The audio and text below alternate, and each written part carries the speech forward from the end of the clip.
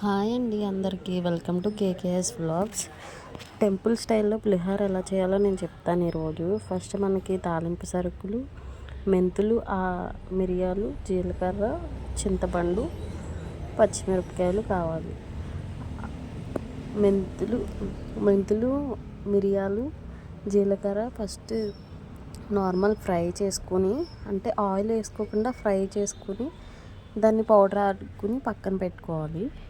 Next తాలింపులు లైన్గా ఒకటి ఫస్ట్ వేరుశనగ గుళ్ళు వేపుకుని పక్కన పెట్టుకుని మిగిలినవి కూడా వేపుకుని పక్కన పెట్టుకుని, చింతపండు రసం ఉంది కదా అది ప్యాన్లో వేసుకుని అందులోనే 2 పచ్చిమిరపకాయలు, పసుపు, సాల్ట్ వేసుకోవాలి.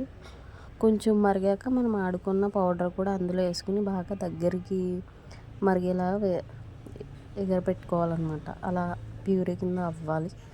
తర్వాత రైస్లో ఫస్ట్ అది కలుపుకోవాలి. ఫస్ట్ తాలింపులు కలుపుకుంటే తాలింపులు మెత్తపడిపోతాయి అన్నమాట. లాస్ట్లో తాలింపులు కలుపుకొని అది కలుపుకున్నాక ఇంకా సాల్ట్ సరిపోతే చూసుకుని లాస్ట్లో కొత్తిమీర జల్లుకుంటే అంతే, రెడీ. సూపర్ ఎమ్మీగా ఉంటుంది. Please like, share and subscribe మీకు నచ్చినట్టయితే.